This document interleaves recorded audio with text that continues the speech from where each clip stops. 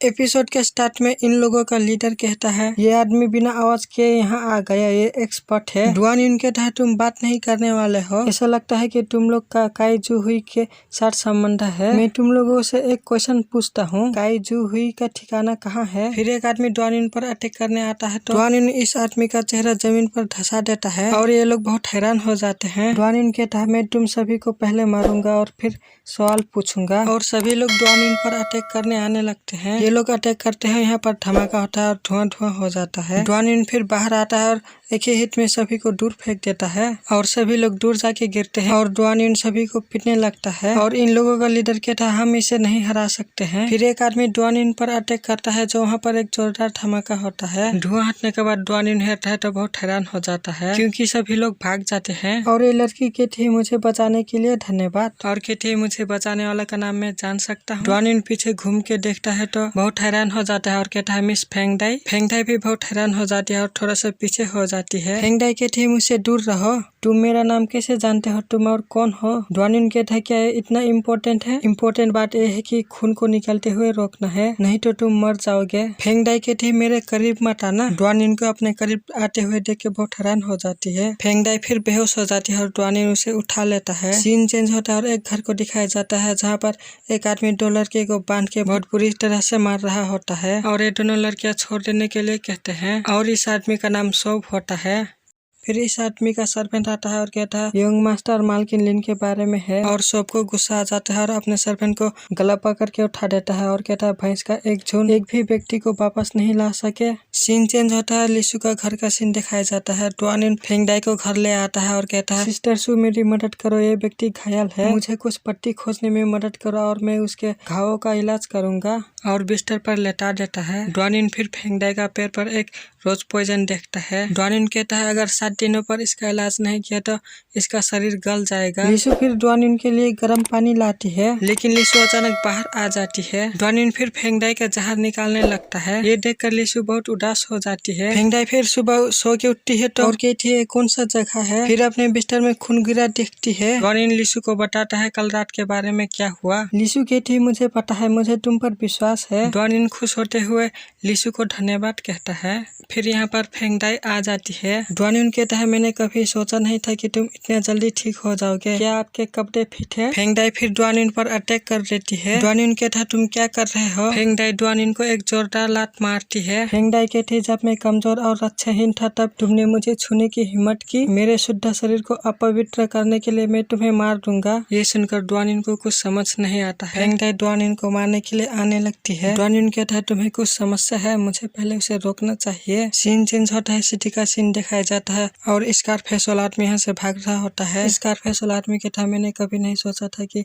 मैं इस स्थिति में रहूंगा। पास्ट का सीन दिखाया जाता है और स्कारफेस एक आदमी से कह रहा होता है, अब बस वापस बैठो और मुझे घर बरसाते हुए देखो, और ये आदमी कहता है, मुझे तुम्हारी रिपोर्ट का इंतजार है। सीन पर्जन के दिखाया जाता है और स्कारफेस यहाँ से जा ही रहा होता है कि तभी इसके सामने दो लोग आ जाते हैं। ब्लैक कपड़ा वाला आदमी कहता है, नंबर 1347 तुम कहाँ जा रहे हो? स्कारफेस बहुत डर जाता है और कहता है, तुम।